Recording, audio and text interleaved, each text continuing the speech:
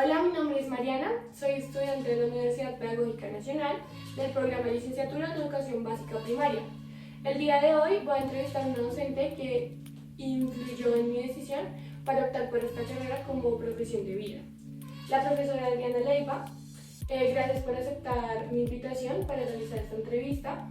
A continuación te presentaré unas preguntas para conocer tus aspectos relevantes de tu experiencia como docente, ¿vale? Gracias por invitarme a esta entrevista, Mariana, y qué rico verte en este campo de formación como una futura docente. Gracias, profe. Bueno, la primera pregunta es, ¿cuál es tu formación profesional y tiempo de experiencia? Yo soy licenciada en Educación Básica y Promoción de la Comunidad. Me he especializado en informática para docentes y en el uso de las tecnologías de la información aplicadas a la educación. Ok, vale. ¿Y qué tiempo tienes de De experiencia? experiencia ya tengo más de 17 años de experiencia en la profesión como tal. Bastante. Profe, ¿qué te inspiró a ser profesora? El hecho de poder tener el respaldo como ser humano, de poder aportar en la formación de buenos seres humanos, de ciudadanos que tengan una responsabilidad social y que puedan contribuir de una forma positiva. Creo que la labor del docente es tan flexible que le permite a uno poder influir de esa forma para que las personas que estamos nosotros educando en realidad se conviertan en buenos seres humanos antes que en personas que tengan un cúmulo de conocimientos exagerados, que sean buenos seres humanos. Creo que ya cuando uno como docente logra aportar en eso, ya tiene un valor muy agregado en esta sociedad. Total.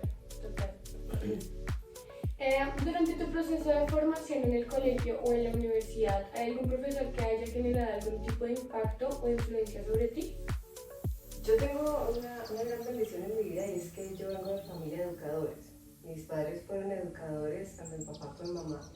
Pero adicional a ello, hay algo también que a nivel de institución básica, por ejemplo, tuve influencia de profesores tanto positivas como negativas, ¿no? Hay profesores que marcaron mi vida en el buen sentido de la palabra, en tener referentes de gente que era muy profesional, muy dedicada, muy consagrada, así como también tuve docentes que fueron docentes que marcaron de pronto experiencias que no fueron muy positivas, en términos, por ejemplo, de la credibilidad que tenían hacia los estudiantes, de la forma como nos guiaban en nuestro proceso formativo, ¿sí? Y también de la forma como de un momento a otro se trataba de forma despectiva, ¿sí? Yo tuve una época donde tuve que participar en un proceso educativo donde tuve experiencia, por ejemplo, una docente que tenía rabia hacia las mujeres, literalmente, y utilizaba términos muy despectivos cuando entraba a dictarles en una clase, y ella solamente hablaba al grupo de hombres con respeto, y a nosotras como mujeres nos trataba como si fuéramos personas ignorantes que no teníamos la posibilidad de aprender o de tener como un nivel intelectual del mismo nivel que los estudiantes, valga la redundancia. Ok. ¿Hacia dónde esperas llegar con tu carrera?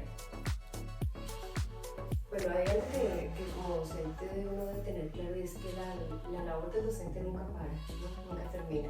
O sea, uno tiene que estar a la vanguardia de todos los cambios que se están generando a nivel social, ¿sí? Y no basta uno con terminar una carrera, esa es la buena noticia que te tengo. Si quieres ser una buena educadora, no tienes que parar nunca de estudiar y de prepararte, porque tienes que estar al mismo ritmo con todos los cambios, porque la sociedad está cambiando permanentemente y está creciendo.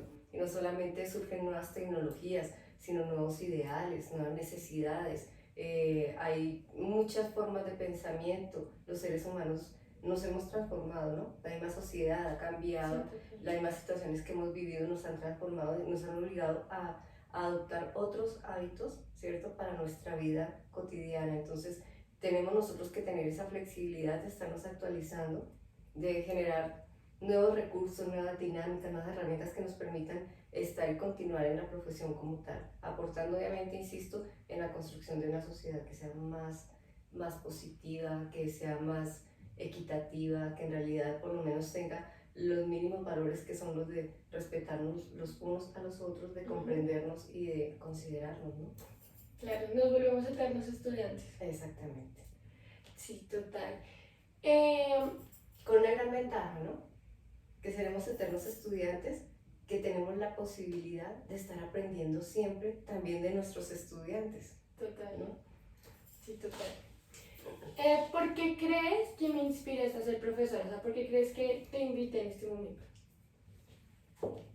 Por el acercamiento que hubo siempre como entre docentes y estudiantes, ¿no? Yo creo que ese diálogo, más de ser la persona que era el líder, el que llegaba con todos los conocimientos a impartirlos, a compartirlos, he tratado de ser la persona que llega a construir colectivamente conocimiento a partir de lo que los estudiantes tienen y del reconocimiento de los estudiantes como seres humanos que también tienen un cúmulo de experiencia y de conocimientos empíricos que también traen consigo y que tienen intereses, sueños y muchas expectativas. Entonces, ese diálogo y esa concertación creo que ha hecho que se establezca un lazo de confianza, ¿sí? Que hace que en realidad haya como una parte de amistad también, de hermandad por así decirlo, donde hay un cúmulo de confianza, donde sabemos que en un apoyo mutuo podemos lograr avanzar y llegar a alcanzar las metas que tenemos para nuestra vida.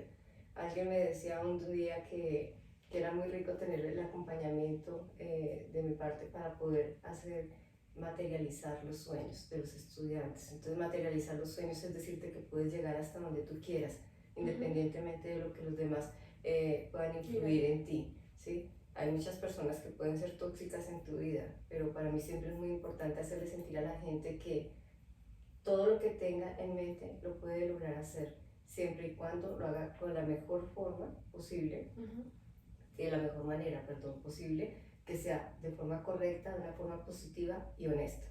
Si es honesto, va a ser significativo y positivo tanto para la vida de la persona que se está formando, de mis estudiantes, como para de las personas que lo rodean, ¿no? Sí, total. Sí, tienes toda la razón. ¿Qué materias impartes? Yo tuve una experiencia muy bonita de vida, y es que cuando empecé en mi campo como docente, era como los momentos donde uno estudiaba una licenciatura y uno tenía que dictar todas las materias, ¿no? O sea, tenía uno que ser experto en matemática, en física, en química, entonces ya después es que vienen unos énfasis específicos en los campos de formación. Entonces logré tener la experiencia pues de dictar todas las materias básicas como tal, pero luego ya me enfoqué muchísimo más por lo que tiene que ver con el tema de la tecnología, la metodología de la investigación. Y la metodología de la investigación con un gran valor agregado, y es que desde la metodología de la investigación tú puedes abordar las diferentes áreas de conocimiento, e integrarlas y lograr construir procesos que en realidad contribuyan en una formación integral de los estudiantes. Qué chévere, qué chévere. Muy rico. Sí. ¿Cuáles son los hábitos que utilizas en el aula de clase que sientas que ha tenido mayor impacto en tus estudiantes? Un hábito es generar un ambiente de confianza basada en el respeto mutuo, ¿no? Entender que no por ser el docente yo tengo la autoridad de entrar e impartir el orden, ¿sí? Las decisiones que se toman al aula, no. Es de concertar con los estudiantes todo lo que se va a hacer, desde la misma planeación que yo tengo a nivel de currículo como tal, ¿cierto? Plantearle las posibilidades y poner a disposición el conocimiento que se va a impartir, lo que van a aprender los estudiantes desde un comienzo, que lo sepan, y concertar con ellos también esas dinámicas y esas estrategias a partir de las cuales vamos a lograr que ellos adquieran esos aprendizajes como tal. Entonces es concertar, ¿no? Es un diálogo mutuo, siempre.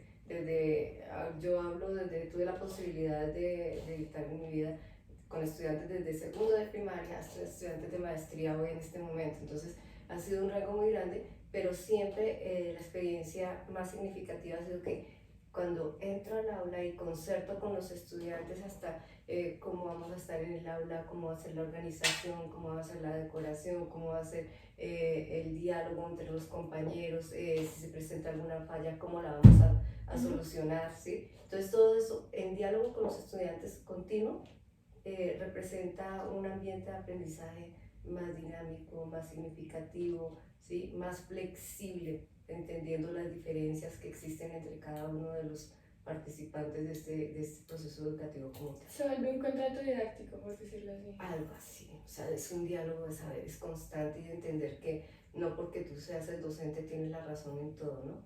Sino que también tú tienes la posibilidad de entender Los docentes también se estresan, los docentes también se cansan, los docentes a veces llegan de mal genio porque tienen un problema. Entonces los estudiantes no tienen que ser los paganinis, por así decirlo, de la situación que esté viviendo el docente. Y lo mismo pasa con los estudiantes. Los estudiantes también puede que lleguen un día porque tuvieron un problema familiar, porque se vararon, porque se estrellaron, porque tienen problemas económicos en su casa. Entonces tampoco el resto del grupo o el docente tiene que ser la persona que tenga que recoger ese problema, pero sí quien tenga que generar ese espacio de diálogo para concertar y generar un ambiente que haga que los demás se sientan cobijados, por así decirlo, ¿sí? Abrigados y protegidos, respaldados frente a lo que están viviendo, ¿no? Que es lo que falta un poco ahorita en toda esta dinámica que estamos viviendo con todo este impacto tecnológico donde se ha perdido muchísimo ese saber cómo entre estudiantes, a mí me funciona bastante bien, es cómo hago que mis estudiantes se miren los unos a los otros, ¿sí? Que no pierdan esa esencia de dialogar, de hablar.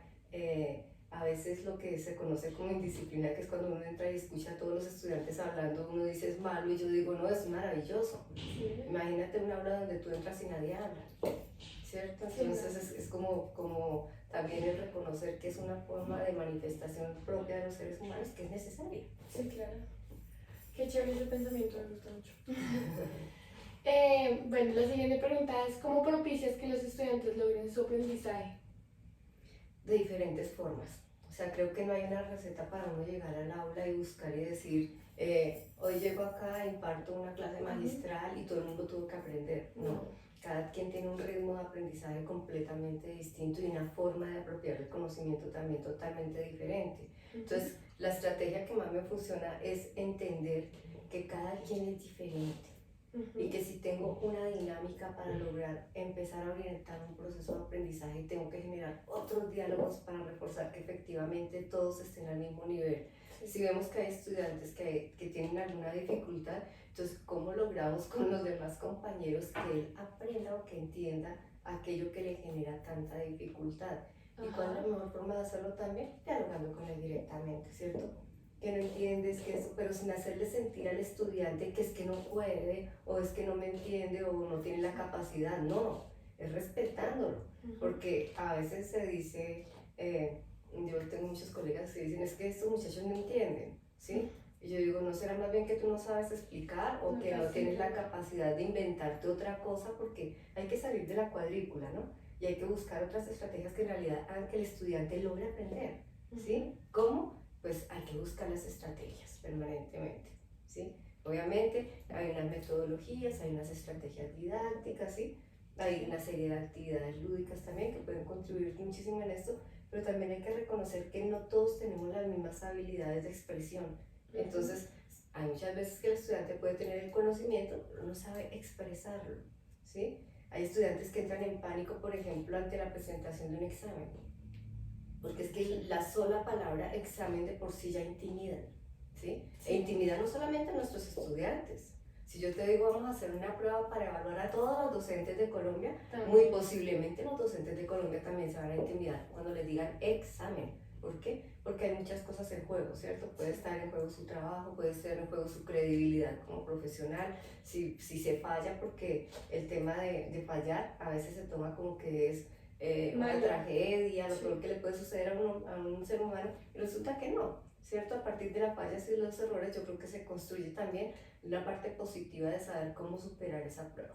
Entonces, creo que los estudiantes también sucede exactamente lo mismo, entonces generar diferentes estrategias. Entonces, casi que yo entiendo perfectamente que puede ser un cuestionario, una evaluación que sea requerida, pero hay que mirar también la forma de plantear los cuestionarios. Hoy las tecnologías nos permiten hacer de una forma maravillosa también todo este tipo de pruebas de las cuales los estudiantes pueden dar cuenta de sus conocimientos. Entonces no necesariamente se trata del cuestionario de A, B, C y D, ¿cierto? O del cuestionario de pregunta abierta, cerrada, etcétera, sino que hay otras formas de mirar si el estudiante efectivamente ha logrado aprender, ¿sí? Y pues, insisto, la dinámica del docente tiene que ser una persona muy creativa, tiene que ser totalmente creativo. Si tú te grabas una sola receta en tu cabeza para saber que vas a impartir una clase, ¿sí? Y que a través de esa metodología que tú hayas exigido ya das por hecho que el estudiante aprende, entonces yo creo que ahí hay un sesgo muy, muy grande. es muy necesario que el docente tenga la creatividad, su pensamiento creativo abierto totalmente. ¿Por qué? Porque tiene una intencionalidad y un propósito como educador. Es guiar y es orientar. ¿A qué? A que el estudiante no se aprenda las cosas memorísticamente, ¿no? Sino que tenga la posibilidad de saber cómo aprender, cómo autogestiona su aprendizaje también. Es decir, yo hoy en día te puedo tener el docente en el aula, pero si no tengo el docente en el aula, ¿cómo aprendo? ¿Sí? Y las tecnologías dan muchísimas posibilidades. Ya no es como hace 15, 20 años, no. El escenario, el contexto ha cambiado totalmente y hay un acceso a toda la información. ¿Sí? Y cuando hablo de toda la información, hablo de los diferentes campos de conocimiento a nivel nacional, a nivel internacional, a nivel educativo, a nivel empresarial, a nivel de religioso, etc. Entonces, es tanto el saber que hay a disposición que el tema no es solamente mirar que aprendo y no cómo lo aprendo, ¿sí? Y ya la estrategia, fíjate que ya no está dada solamente en los libros. Ya tú puedes aprender leyendo del libro, o viendo un video en YouTube, o escuchando un podcast como tal, ¿sí? Entonces, hay muchísimos recursos a los cuales tú puedes acceder. Y dejo un ejemplo. Algún día un compañero acusaba a unos estudiantes de haber hecho plagio. Y el plagio es un tema que hoy en día es pecado. Pero el tema del pecado es por qué se llega al plagio, ¿no? Entonces, resulta que el estudiante le mandaron una tarea para su casa. Y el estudiante hizo la tarea, le dijeron, usted tiene que hacer una exposición sobre tal tema. Y el estudiante muy creativo llegó e hizo una exposición sobre el tema y presentó unas diapositivas muy bien hechas. Resulta que el estudiante había bajado una presentación en PowerPoint, la bajó de internet y con esa presentación hizo su exposición. Entonces yo decía, el pecado aquí no es del estudiante, por el contrario, yo creo que ni siquiera el docente sabía cómo bajar la presentación de internet para hacer la exposición de la temática que le había dado. Entonces decía, el problema no es del estudiante, el problema es que no le dimos las instrucciones claras para decirle que él tenía que hacer la presentación. Pero la creatividad del estudiante le dio la capacidad de ir a buscar en internet el recurso EAS y hacer la presentación de una temática con algo que uno no ha elaborado es mucho más difícil. Claro. ¿Sí? Porque no tienes tú el conocimiento sino estás replicando algo que ya está hecho. Entonces es mucho más difícil. Entonces creo que esa creatividad yo sí se la dejaría a todos los docentes. O sea, yo diría que nunca perder esa capacidad de ser creativo.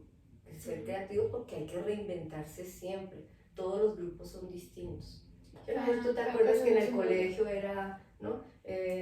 Séptimo B, octavo A, noveno A, etcétera, o depende del colegio. Y resulta que cada uno, si yo tenga décimo A, décimo B, décimo C, todos en décimo, 6 grupos de décimo, cada grupo tiene unas características muy particulares, ¿sí? Y dentro de cada grupo, cada estudiante también es un mundo completamente distinto.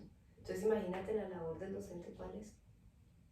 Claro. Siempre he tenido la teoría que si tuviéramos excelentes docentes siempre, tendríamos excelentes ciudadanos y excelentes seres humanos y el mundo podría ser completamente diferente. Total. No solamente viene de la familia, ¿no? Viene de la familia y viene de la institución el tema de tener buenos seres humanos. Además que pasamos la mayoría del tiempo en el colegio, o sea, son 8 horas diarias por 11 años, más de 11 años, también contando la universidad, muchísimos más años. Y si hubieran, pues, como tú dices, esos excelentes docentes, el mundo sería completamente diferente. Porque habría un ejemplo, porque un profesor es un ejemplo, ya sea para un niño o para un estudiante que esté estudiando una maestría, vale la redundancia, pues todo sería muy diferente. Todo sería muy diferente. Para que eso funcione se requiere que los docentes lo hagan por amor, por pasión, porque les gusta, ¿sí? O sea, verte a ti para mí es un orgullo saber que te gusta la labor que yo realizo, porque en realidad yo siempre digo que he sido de las personas bendecidas en este mundo que hacen el trabajo que les gusta, ¿sí? Muy triste ser docente porque no conseguiste otro empleo, ¿sí? Eso es más triste todavía, entonces, pero si la cosa no funciona, teniendo en cuenta que uno lo hace por amor, por pasión, por convicción, varía el escenario y uno se disfruta el trabajo, no lo sufre, ¿sí? Hay gente que puede sufrir la labor de ser docente. Cuando tú sufres la labor de ser docente es porque no naciste para ser educador, pero cuando tú lo disfrutas tanto es porque disfrutas también el saber que tienes también ese contacto con ese otro ser humano, imagínate, tienes la posibilidad tú de orientar el rumbo de otras personas, porque así como tú formas para el bien, también se puede formar para el mal. Sí, claro. Entonces depende de nosotros, de la ética profesional que tengamos, hacia dónde estamos guiando y orientando a nuestros estudiantes. Sí, total. Listo. Penúltima pregunta. ¿Cómo influyes como docente en la motivación de los estudiantes hacia el estudio? Con el ejemplo. Con el ejemplo, o sea, yo creo que tú no le puedes exigir a un estudiante que estudie para tu clase si tú no has demostrado que te has preparado, ¿cierto? Para estar en la clase con los estudiantes. Tú no le puedes exigir a un estudiante que muestre alegría ante el aprendizaje si tú no te disfrutas el aprender, ¿sí? Si tú no te disfrutas el saber y si tú no haces que el estudiante sienta que lo que está aprendiendo tiene sentido y significado para su vida. Si el estudiante siente que lo que yo le estoy enseñando no le aporta en nada, pues obviamente no va a sentir absolutamente ningún interés, ¿cierto?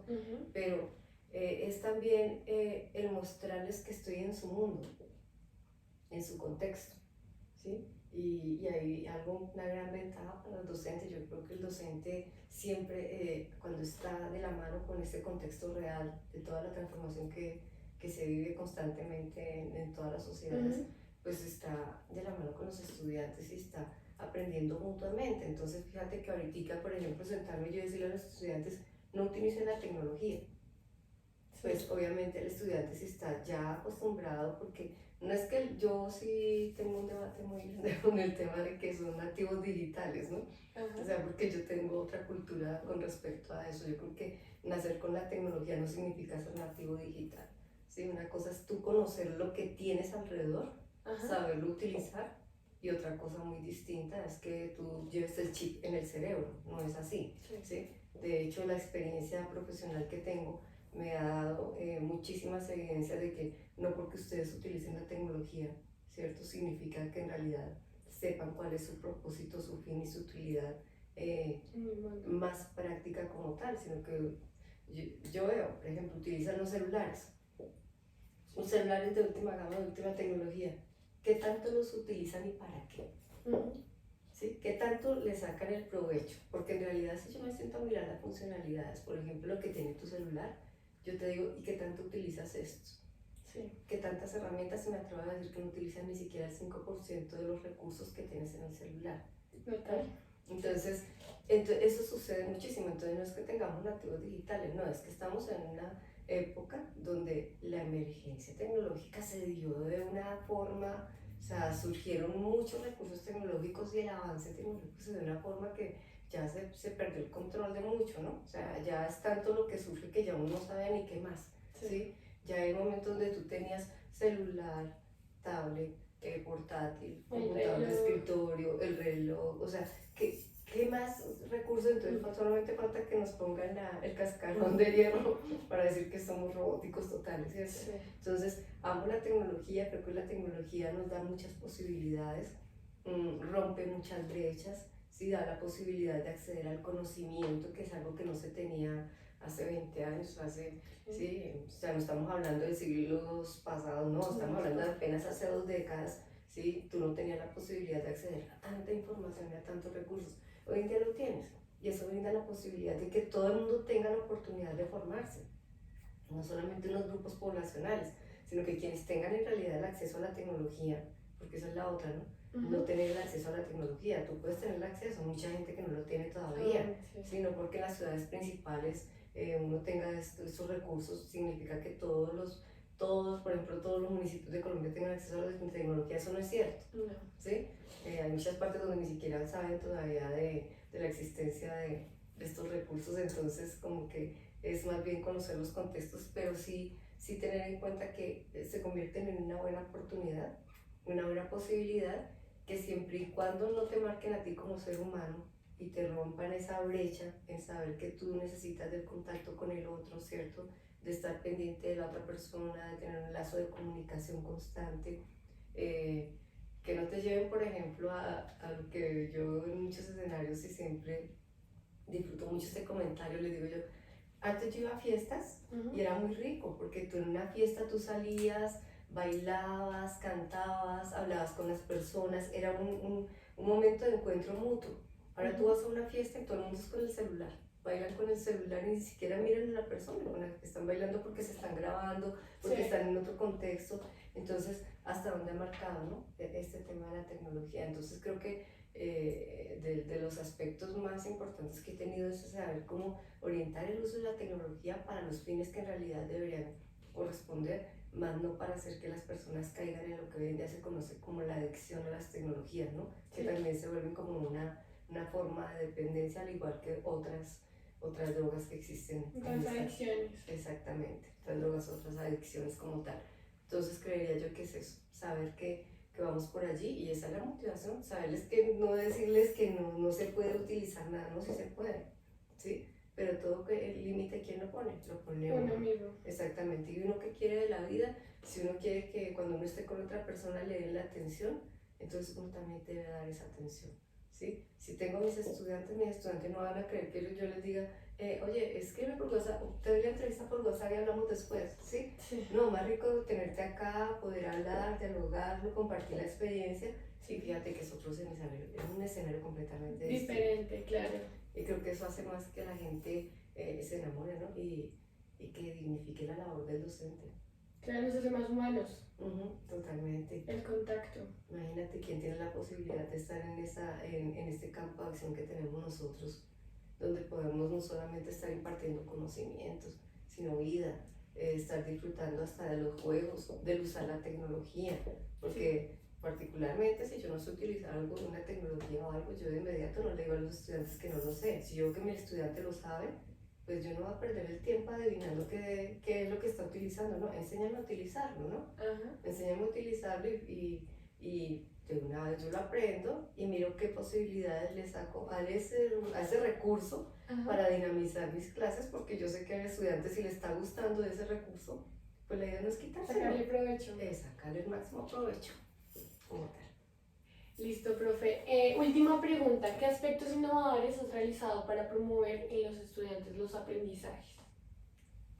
Hay unas experiencias que he tenido tan bonitas en términos, por ejemplo, de encontrarme con estudiantes ya a nivel universitario que están en el sitio menos indicado, que tuvieron que tomar una opción de carrera porque les tocó. Sí. Porque no tuvieron otra, se presentaron para un programa, no aprobaron para este programa y de pronto les tocó este.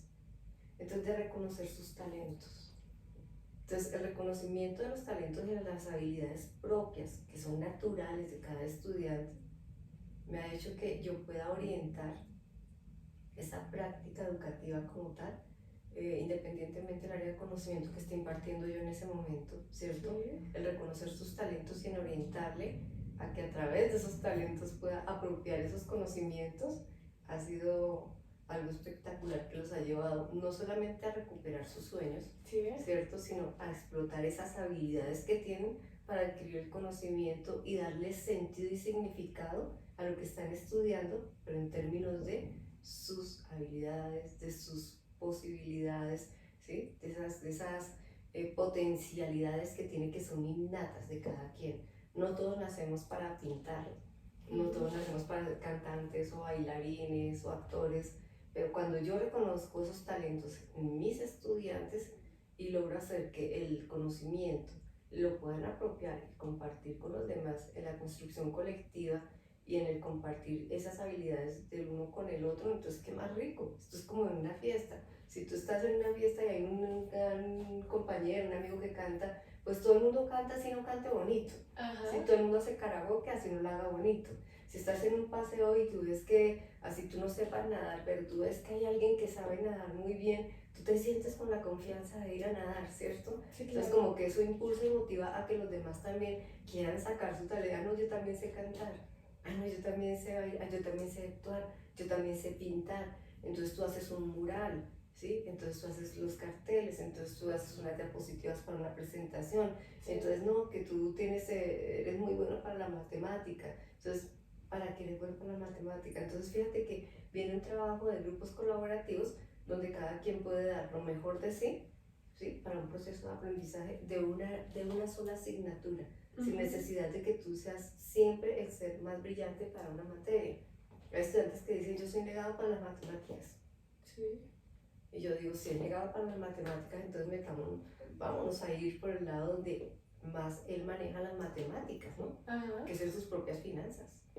Y jugar con las propias finanzas de la gente es muy divertido, porque el estudiante se da cuenta que no es tan malo para las matemáticas, ¿cierto? Sino que tiene otras posibilidades de uso de las matemáticas, pero que no le ha dado el significado y el sentido. La contabilidad, hay gente que dice la contabilidad no, es un ladrillo, yo no quiero saber nada de contabilidad, es para la gente que dura en matemáticas, etc.